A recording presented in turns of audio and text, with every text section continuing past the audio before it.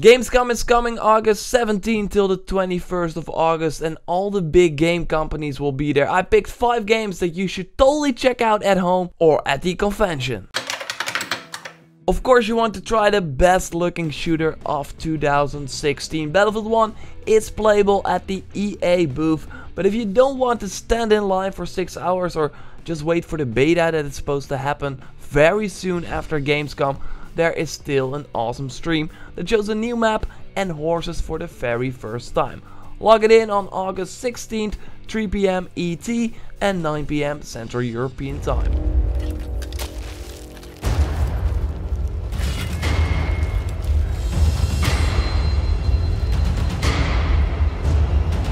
I can't stress this enough, For Honor will be one of the most refreshing gameplay experiences and one of the best multiplayer games of 2017. You can try this deep sword fighting game at the Ubisoft stand this year, and you totally should. It takes a little time to get used to the interesting controls, but once you get the hang of it and kill your first enemy with a brute finisher move, you are totally sold.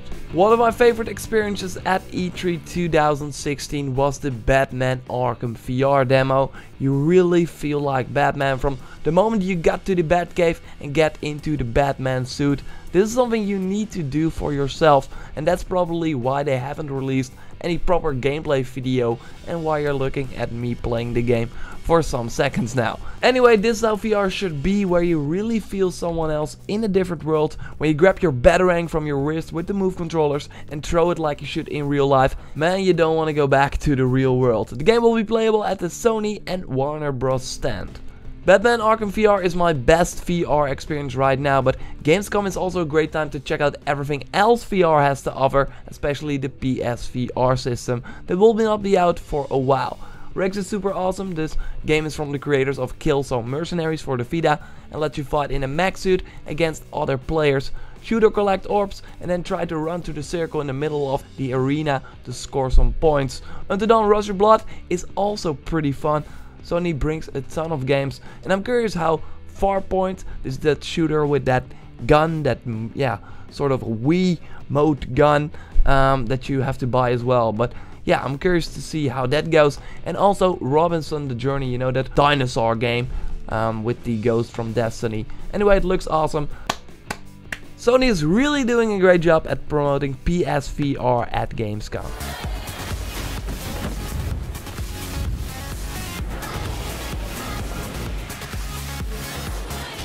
Personally, I'm not a big Gears of War fan. I did not own an Xbox 360, but now I do have an Xbox One and I really look forward to playing Gears 4 in October. But we don't have to wait that long to get our hands on it, because it will be playable at Gamescom. This will be Microsoft's biggest hitter this year from a new studio, so if you want to taste how that feels, the Microsoft booth is the place you should go. Oh man, I can't wait for Super Meat Boy on Wii U, playable at the show floor. Yes! The game launched in 2010 and finally came to the Wii U in May this year. So to stand in line in August is just an honor. Okay, nothing against Super Meat Boy, but come on Nintendo, where are your games? Rainbow Pocket, Steam World Heist. Okay, it's a slow year for you guys, but at E3 you found a way to solve it. Why is there no Zelda at Gamescom? Only 50 fans can check it out. This was your chance to make way more people a believer and also to at least have some sort of existence at Gamescom. It's a shame. A Pokemon Sun and Moon demo would also be cool, but I know why they might have skipped it, because yeah, it's simply not ready and they didn't want to make a demo. Well, Zelda, we already know the demo exists, so it's just a missed opportunity. Okay, it's almost out, Deus Ex Mankind Divided, but you can see this as a try before you buy. I played Deus Ex Mankind Divided 2 times before and really felt like this game would be fun if you played stealthy, but kinda sucks if you do it run and gun, because the AI is not so smart and the wonky shooting controls. Hopefully they fixed it, but when I play it, this was the case. Nevertheless, the world and the futuristic setting is just amazing, and I can't wait to explore that and make choices that will really impact the story. What I'm trying to say here is that you don't really want to miss this game if it's for you, so this is a great way to try it out. So go stealthy to the Square Enix booth and try it out for yourself. All the games I mentioned here are playable at Gamescom, even Super Meat Boy, but please don't stand in line for a video that you can see on the internet a week later. But this brings me to the point that there are a ton of games missing in Cologne. Games that were playable at E3. For example, Watch Dogs 2, Ghost Recon Wildlands, The Lost Guardian, and I'm also missing, and this was not playable at E3 as well, Call of Duty Infinite Warfare. I mean, Black Ops 3 was playable, Ghost was even playable at Gamescom 2013. Why not show Infinite Warfare? Do we need to worry? Also Mafia 3, it's supposed to hit in October and it's only been playable at super secret events, but not even at E3, and now also it's only getting showed in theaters on Gamescom.